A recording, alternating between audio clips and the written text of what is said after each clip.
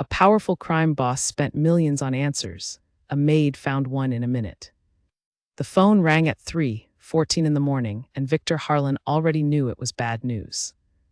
He could tell by the way his head of security, a thick-necked man named Colin, stood in the doorway without speaking.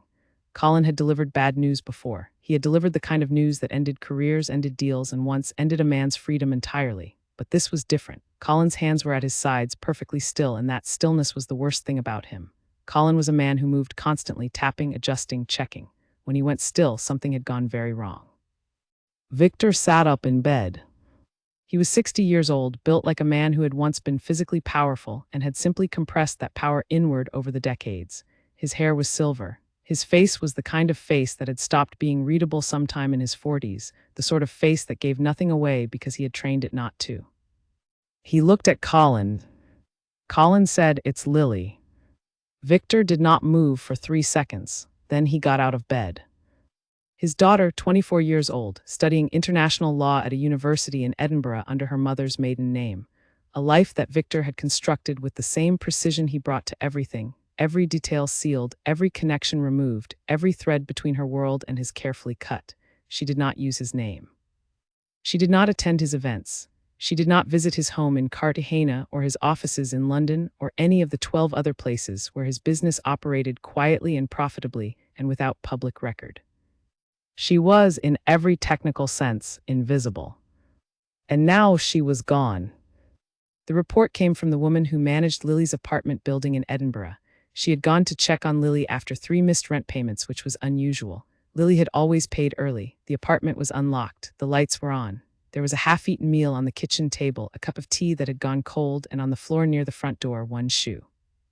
One shoe. Victor stood in his bedroom in Cartagena, listening to Colin read the report from a single folded sheet of paper, and the only thing he could think about was that shoe.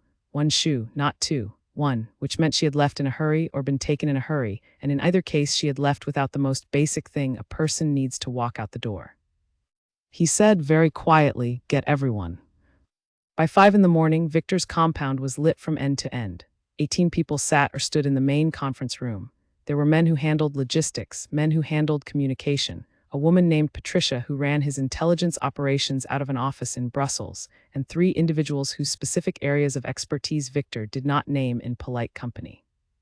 Patricia pulled the first thread within the hour. Lily's phone had last pinged a cell tower 2 miles from her apartment at 11:17 the previous evening. After that, nothing. Her bank card had not been used. Her email had not been accessed. Her social accounts, which she used sparingly and always under a pseudonym, had gone dark. Victor listened to all of it without interrupting. When Patricia finished, he asked one question: "Is she alive?" Patricia said, "We don't know yet." Victor nodded. He walked to the window and looked out at the garden, which was just becoming visible in the early gray light. He had built that garden for Lily. When she was 9, she had decided she wanted to be a botanist. The phase lasted about 4 months before she moved on to astronomy and then international law, but the garden was still there. He had never changed it.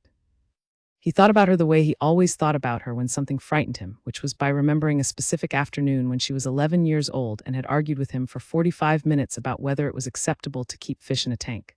She believed it was cruel. He had pointed out that they had 12 fish in a large tank in the hallway. She had said that was exactly her point. She had won the argument. He had given the fish to a neighbor. He turned back to the room. "Find her," he said, "whatever it costs." That was the beginning. Over the next 3 weeks, Victor spent money the way other men spend breath, in steady, necessary quantities without calculating the loss. He hired a private intelligence firm based out of London called Harwick Solutions. He had used them twice before, never for anything personal, always for professional matters, and they had performed well. Their lead investigator was a man named Gerald Cross, former British intelligence, silver-haired and precise, who wore the same gray suit to every meeting and spoke in short, careful sentences as though words were expensive. Gerald assembled a team of 9 people. They flew to Edinburgh within 24 hours. They spoke to Lily's neighbors, her professors, her few friends, her landlord. They obtained, through means Victor chose not to ask about, her university records, her library history, her email metadata, and the security footage from 6 cameras within a half-mile radius of her apartment. They found very little. What they found was this: Lily had been seen leaving her building at 10:50 in the evening. She was alone, she was not running, she was walking in the direction of a nearby park. The footage ended at the park entrance. There were no cameras inside the park, there was no footage of her coming out. Gerald presented these findings to Victor in a video call that lasted 11 minutes. At the end of it, Victor said, "What else?" Gerald said, "We're pursuing additional leads." Victor said, "I know what that means. It means you have nothing." Gerald was quiet for a moment, then he said, "Not yet." Victor ended the call. He hired 3 more firms over the following 2 months. He retained a forensic psychologist named Dr. Alina Shaw, who had worked missing persons cases for 2 decades and had once famously located a kidnapping victim based entirely on the analysis of a single phone call. Dr. Shaw reviewed everything Harwick Solutions had compiled and produced a 40-page report suggesting that Lily's disappearance showed characteristics consistent with a planned departure rather than an abduction, meaning she might have left on her own, though Dr. Shaw was careful to note that this was not a conclusion, only a possibility. Victor read the 40 pages in one sitting. He called Patricia afterward and told her to keep looking. By the 6th month, the total amount spent had passed $1 million. By the end of the first year, it was closer to $2.5 million. Victor added a former intelligence analyst from America named Dennis Holt, who specialized in tracking individuals who did not want to be found. He added a financial forensics team that combed through every transaction Lily had made in the 18 months before her disappearance, looking for patterns, for advanced preparation, for anything that suggested planning. They found that she had withdrawn £300 in cash on 4 separate occasions over a period of 6 weeks before she vanished. Small amounts, nothing that would trigger attention. The kind of amounts a person accumulates quietly when they are building towards something. Dennis Holt presented this finding carefully, watching Victor's face as he did so. Victor's face did not change. He thanked Dennis and said to continue. He did not sleep well that year. He slept in stretches of 2 or 3 hours and woke up thinking about the shoe, just the one on the floor by the door. He had asked Colin to obtain it from the police evidence storage once the official investigation was closed, which it was after 8 months with no charges and no resolution. He kept the shoe in his office. It was a simple canvas shoe, pale blue, the kind of thing a young woman wears on a casual evening. He did not look at it often. But it was there. His business continued to run. It ran because he had built it to run without him, which had always been the plan, to build a machine that did not need a driver. 12 countries. Shipping, logistics, import, and export of goods that ranged from entirely legitimate to the category of things Victor had spent 40 years making sure no one could prove. He had never been charged with anything. He had never been indicted. He had sat across from 2 government investigators over the course of his career and answered their questions politely and completely unhelpfully, and both times he had walked out of the room without consequence. He was not a man who lost things. He had lost his wife to illness 14 years ago. He had rebuilt after that. He had kept the business, kept the compound, kept the garden, kept Lily in her sealed and separate life. Now Lily was gone, and all his money and all his people and all the former intelligence officers and forensic psychologists in the world had produced, after 14 months, $4 million spent, and more dead ends than he could count, exactly nothing. He sat in his office one evening, looking at the shoe, and he thought about the fact that somewhere in the world his daughter was either in terrible danger or had chosen to disappear from him entirely, and he did not know which possibility frightened him more. The compound was quiet. The night staff moved through the halls.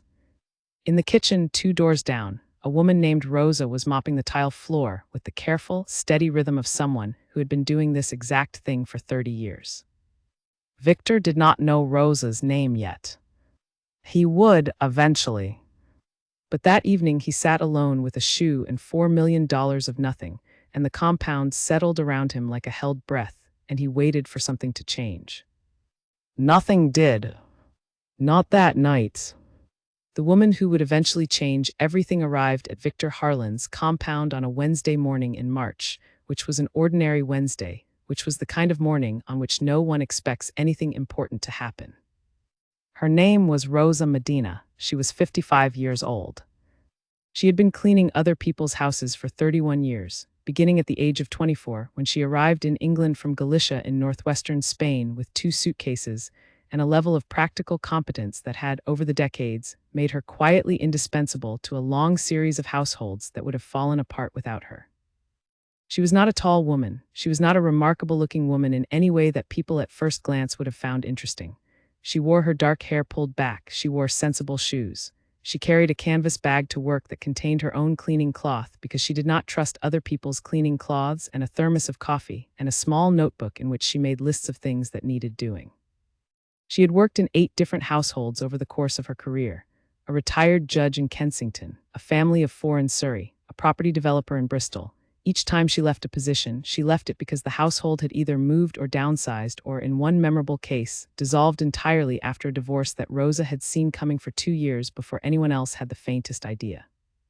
She saw things, that was the cleanest way to describe it. She saw things that other people walked past. She noticed when objects had been moved and returned to the wrong position. She noticed when drawers had been opened and not fully closed. She noticed when the weight of a room had shifted, when the particular arrangement of things on a desk told a story that the person sitting at the desk would have been surprised to know they were telling. She did not think of this as a skill. She thought of it as simply paying attention, which was, she had come to believe, something that most people were too busy or too important to do properly. She came to Victor's compound through a domestic staffing agency in London that supplied household employees to clients who required, the agency's brochure said with elegant understatement, a higher level of discretion than a standard domestic arrangement might provide. The agency conducted thorough background checks. Rosa had passed every one. She had also, over the years, passed the more important informal check, which was the one that asked, can this person be trusted to move through a house full of things that do not belong to her and never once reach for any of them? Rosa could, she always had. She was not interested in other people's things. She was interested only in their disorder and in the quiet satisfaction of correcting it. She was hired to work the administrative wing of the compound. This was a section of the building that most of the domestic staff did not enter. It contained offices, filing rooms, a communications suite that Rosa understood from the equipment she dusted to be more sophisticated than anything a standard home would require, and a large conference room that smelled permanently of coffee and faintly of the particular kind of stress that accumulates in rooms where serious decisions are made over long periods of time. She was given a set of keys, a list of rooms she was permitted to enter, and a firm verbal instruction from Colin, the head of security, about the rooms she was not. Colin delivered this instruction without hostility, but with the kind of absolute clarity that communicated it was not a rule open to interpretation. Rosa said understood and meant it. She started on the ground floor and worked her way up with the methodical patience that had defined her working life. She learned the building the way she learned every building, by walking it slowly, by noting where the light fell and where the dust accumulated and where people moved most often and where they never went. Buildings told you things if you paid attention. They told you where the life was and where it had gone quiet. The administrative wing told her several things immediately. It told her that the conference room was used constantly and cleaned carelessly. It told her that the communications suite was entered by only 2 or 3 people, and that those people were neat in the particular way of people who have been trained to leave no trace. It told her that the office at the end of the second-floor corridor, which belonged to Victor Harlan himself, was a room full of grief that had been sitting so long it had become part of the furniture. She did not enter Victor's office. It was not on her list. She entered the filing room across the hall from it. This room was on her list technically because it was listed among the second-floor administrative spaces she was authorized to clean, but it had not been cleaned in a very long time. She could tell from the layer of fine dust on every surface, from the way the air in the room sat still and slightly heavy, from the quality of the silence, which was different from an empty room's silence and closer to the silence of a room where something had been sealed. She stood in the doorway for a moment. Then she went in and began to work. The room was not large, 4 metal shelving units. A central table, stacked on every surface in various states of organization, were the materials from what Rosa quickly understood to be an investigation of some kind. Folders, reports, maps with markings, printed photographs, transcripts of interviews, financial documents with figures highlighted in yellow. She was not a curious woman by nature. She had made a discipline of not being curious about things that did not concern her, because curiosity was how household staff got into trouble, and she had never once in 31 years been in trouble. But she was a neat woman, and the room was extraordinarily unneat. She began to organize, she did not read. She stacked and aligned and ordered by size and date where the dates were visible on the outside of folders. She moved with the same steady rhythm she always moved with, unhurried, systematic, covering the room in sections. It was when she was working through the central table that she first noticed the document. It was a single sheet printed on standard paper, buried under a stack of folders that had been dropped rather than placed, an expense report. She could see it was an expense report because the layout was familiar and because the numbers were arranged in columns with dates beside them. She was not reading it, she was simply picking it up to place it correctly. She placed it, then she picked it up again. One item in the expense report had a different quality from the others. Not in the numbers, which she barely glanced at, in the name.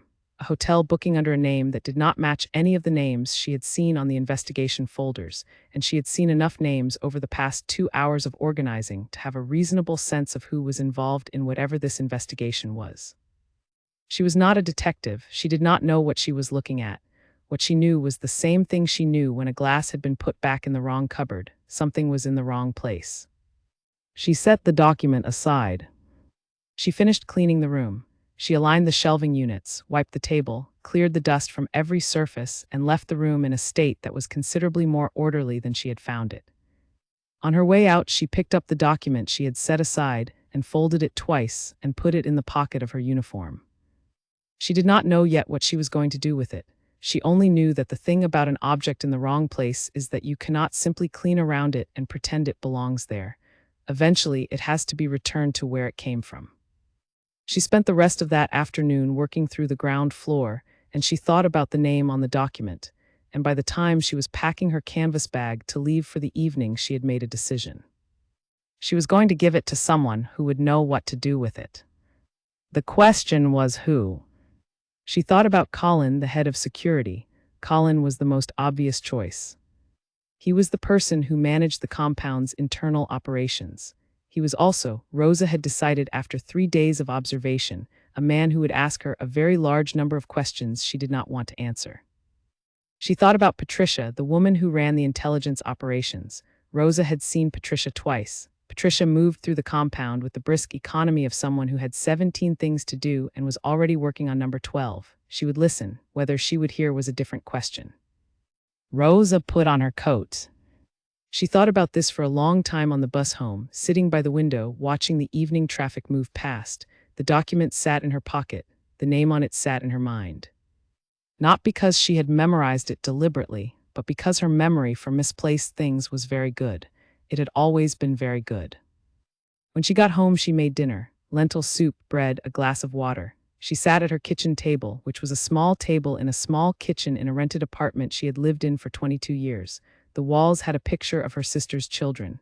There was a plant on the windowsill that she had kept alive for 9 years through sheer attentiveness. She ate, she washed her bowl, she looked at the document one more time.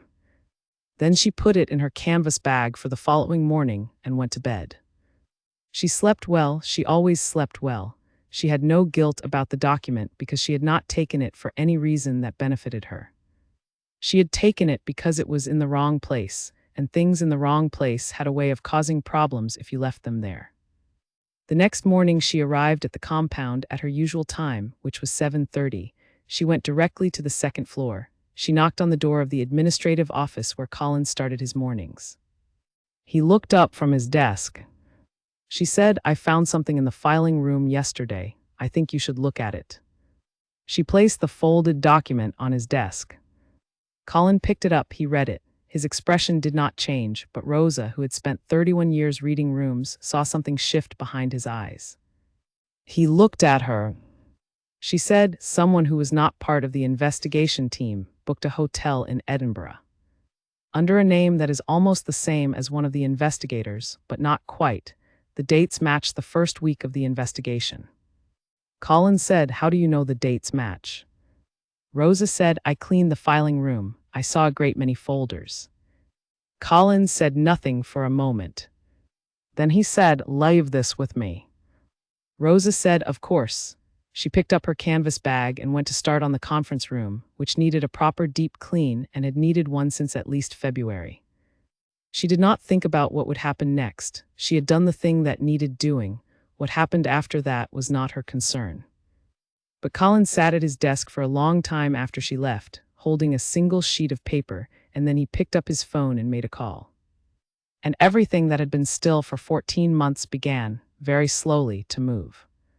Victor Harlan read the document 3 times. He read it the first time quickly, standing in his office, still holding it the way Colin had given it to him, at the edge carefully. He read it a second time sitting at his desk slowly, looking at each line the way a person looks at a lock they are trying to understand. He read it a third time after he had called Patricia in from Brussels by phone and put her on speaker, and read it aloud to her while she listened without interrupting. When he finished the third reading, there was a silence. Patricia said the name. Victor said yes. The name on the document was a hotel booking under the name Aldrich Voss. The lead investigator from Harwick Solutions, the man Gerald Cross had brought onto the team in the second week of the investigation, the analyst who had handled all satellite imaging and digital tracking, was a man named Aldrich Ross.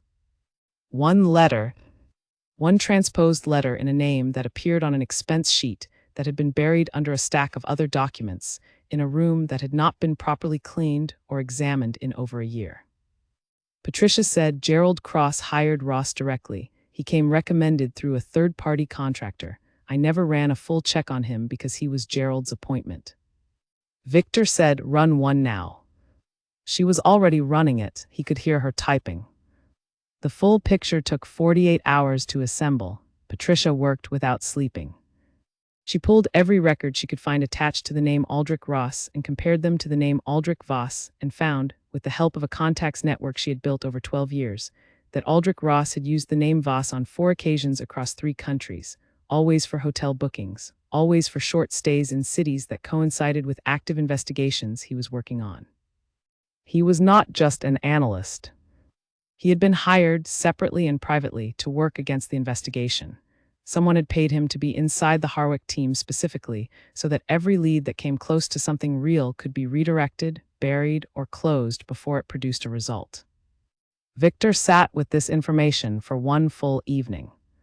He did not react the way his people expected him to react. He did not raise his voice. He did not issue immediate instructions. He sat in his office with the lights low and the shoe still in its place on the corner of the shelf, and he thought about the fact that someone had been inside his investigation from the beginning. Someone had known he was looking. Someone had made sure he would not find. The question was why. Patricia had a theory by the end of the second day. It was not a comfortable theory. She presented it to Victor in person, flying to Cartagena and sitting across from him in his conference room with a laptop and 12 printed pages. The theory was this. Lily had not been taken, Lily had left. And someone had helped her do it, and then paid someone to make sure Victor never found out. The financial withdrawals, the £300 4 times over 6 weeks, were consistent with someone building a travel fund while keeping individual transactions small enough to avoid notice. The absence of any communication from any hostile party, no demands, no threats, no claims of responsibility, which would be standard if she had been taken for leverage, had always been the detail that did not fit. Dr. Alina Shaw had said it 14 months ago, characteristics consistent with a planned departure.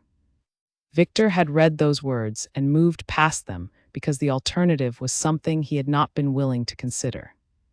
Patricia set the 12 pages on the table between them. She said, I think Lily arranged this herself. I think she paid someone to make the investigation fail. I think Aldrich Ross was that person. Victor looked at the pages. He did not pick them up. He said, who helped her? Patricia said, someone who knew how to find a man like Ross and knew how to pay him without creating a traceable transaction. Someone with connections in the private intelligence world. She paused. She said, someone who was not acting against you, someone who was acting for her. Victor understood what she was not saying. There were people in his world who might have helped Lily disappear, not enemies. People who knew him well enough to know what it cost to grow up inside the life he had built, and who might have decided privately that his daughter deserved a different one. He did not ask Patricia to name the person. He said, Aldrich Ross, where is he now? Patricia said, Manchester, he has a flat there. He has been working 2 other contract positions since the Harwick job ended. Victor nodded.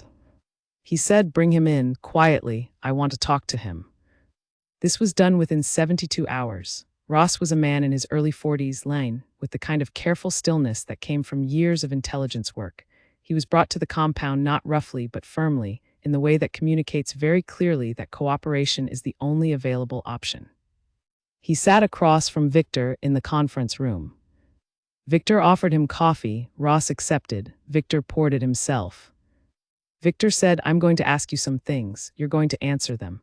Not because you are afraid of me, although you may be, but because I think you are a professional, and I am offering you the professional courtesy of a direct conversation." Ross looked at him. He said, "All right." Victor said, "Who hired you to keep the investigation from finding my daughter?"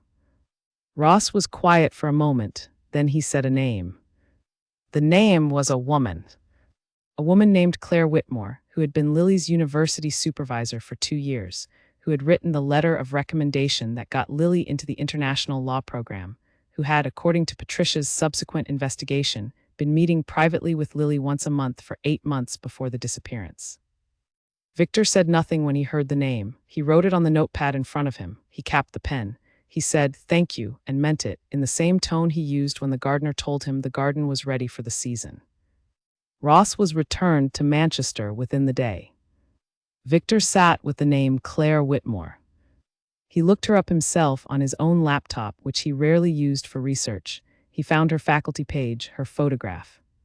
She was a woman in her late 50s, narrow face, short gray hair, reading glasses pushed up on her head. She taught international human rights law. Her published work focused on protected persons under international humanitarian frameworks. He read her faculty page for a long time. Then he closed the laptop. He did not contact Claire Whitmore. He did not send anyone to speak to her. He did not begin a new investigation into her network, her funding, her affiliations, or any other aspect of her life. He sat for 3 days in a state that the people around him found difficult to read, which was not unusual for Victor, but had a different quality this time. Not the controlled stillness of a man managing information, something older than that.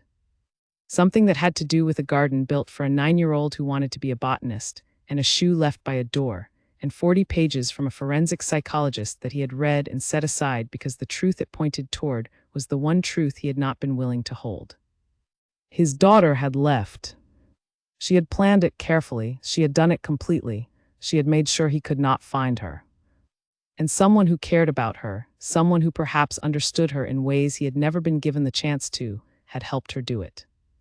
On the 4th day, he called Colin into his office. He said, "The woman who found the document, the cleaning woman." Colin said, "Rosa Medina." Victor said, "I want to make sure she is well compensated, properly, not a bonus. Something that is actually useful to her." Colin said he would arrange it. Victor said, "Without fanfare, without explanation, just a transfer. She'll know what it is." Colin nodded and left. Victor turned to the window. The garden was visible from where he sat. It was early spring.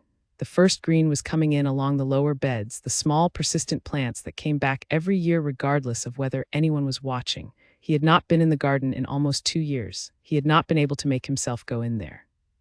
He thought about Lily arguing about the fish. 45 minutes. She had been absolutely certain she was right, and she had been absolutely right, and he had admired that about her in the way that people admire things in their children that they recognize from themselves and cannot quite claim credit for. She had known what she needed. She had gone and gotten it. She had done it with precision and patience and without anyone's permission. He thought about whether he would ever hear from her again. He did not know. He thought perhaps she would reach out someday when she was ready, when enough time had passed and enough distance had been established that she felt safe. He thought perhaps she would not. He thought that both of these possibilities were ones he was going to have to learn to hold, the way you hold something heavy, not because it becomes lighter, but because you become stronger. He was not a man who admitted to being wrong. He was not a man who used that word wrong about himself. But he sat in his office in the quiet of an ordinary morning, and he thought about the life he had built and the life his daughter had escaped, and he understood, with the kind of clarity that comes only when you have run out of every other option, that these two things were not unconnected. He had built the machine. She had grown up inside it. She had gotten out. He should, he thought, have been proud of that. He was not there yet, but he was somewhere in the direction of it. On a Tuesday morning, 6 weeks after the transfer arrived in her bank account, Rosa Medina took the number 14 bus to the agency and told them she was available for a new placement. She did not tell them about the document. She did not tell anyone about the document. It was not her story to tell. It had been a thing in the wrong place, and she had returned it to where it needed to go, and that was the end of her part in it. The agency woman, whose name was Helen and who had placed Rosa in 7 of her 8 positions, asked how the last placement had been. Rosa said the work was interesting. Helen said, "Would you go back if they asked?"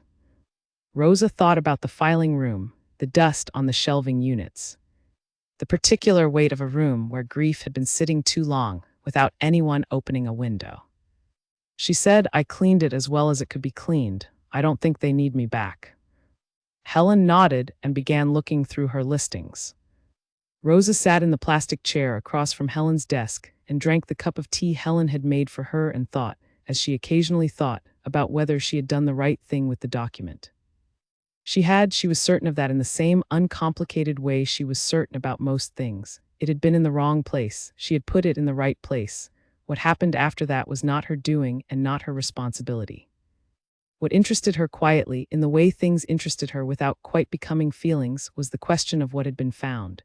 She did not know, she would never ask, but she understood from the size of the transfer, which was large enough to buy the apartment she had been renting for 22 years, that whatever had been in that document had mattered. She had known it mattered. That was why she had kept it. She had known it the same way she knew that the glass on the second shelf of the kitchen cabinet belonged on the third shelf, not because she had studied it or been told or had any particular expertise. Simply because she had been paying attention, and the thing was not where it should have been, and she had been in the room long enough and quietly enough that she had been able to see it. Most people were never quiet enough. They moved through rooms with the noise of their own thinking, their plans and worries and lists of things to do, and the rooms spoke and they did not hear. Rosa had spent 31 years learning to go quiet, not because she was timid or unimportant, but because quiet was where the information was. Quiet was where the real state of things revealed itself. A powerful man had spent $4 million and 14 months being very loud in his search, and he had found nothing. She had spent 11 minutes being quiet in a room, and she had found the thing that changed everything. She finished her tea. Helen looked up from her listings and said she had something in Hampstead, a family home, 4 bedrooms, 2 adults, 1 child. The previous housekeeper had left for personal reasons. Rosa said, "What are the rooms like?" Helen said, "Large, well-maintained from the photos." Rosa said, "I'll take a look." She put on her coat, she picked up her canvas bag with her cloth and her thermos and her notebook. She stood up with the slight effort that her knee required in the mornings, and which she did not mention to anyone because it was her knee and her business. She walked out of the agency into the pale spring morning and took the bus to Hampstead to look at the rooms. She walked through the house slowly. She opened cupboards. She checked the baseboards. She ran her finger along the top of the door frames in the way that always told her more than any photograph or description could. She found the house orderly in most ways and neglected in a few specific ones, the particular neglect of a household that has been functioning but not thriving, that has been maintained on the surface while something underneath it went unattended. She could work with that. She told the family she would start on Monday. On Sunday evening, she sat at her small kitchen table and made her list for the following morning in her notebook, the way she always did in her small, precise handwriting. What to bring, what to check first, which rooms to begin with and which to leave until she had understood the house better. She made a cup of tea. She looked at the plant on the windowsill, which had produced 2 new leaves in the past week and was doing very well. She thought, briefly and without drama, about the filing room and the document and the name on it, and about the man who had sat in that compound for 14 months with all of his money and all of his people and none of his answers. She thought about the fact that the answer had been in the room the whole time, sitting in a stack of papers on a table, waiting for someone to pick it up. She thought that this was how it usually was. The things people searched hardest for were rarely far away. They were simply in the wrong place or buried under the wrong things or in a room that no one had thought to clean properly. She closed her notebook. She washed her cup. She went to bed. Monday would come and there would be work to do, and she would do it the way she had always done it, slowly and thoroughly and without making any noise about it. That was enough. It had always been enough. The plant on the windowsill turned toward the morning light, as it always did, reaching for the warmth of something it could not name but knew, without question, was there. And the city went on outside, full of rooms full of things in the wrong place, waiting for someone patient enough to notice.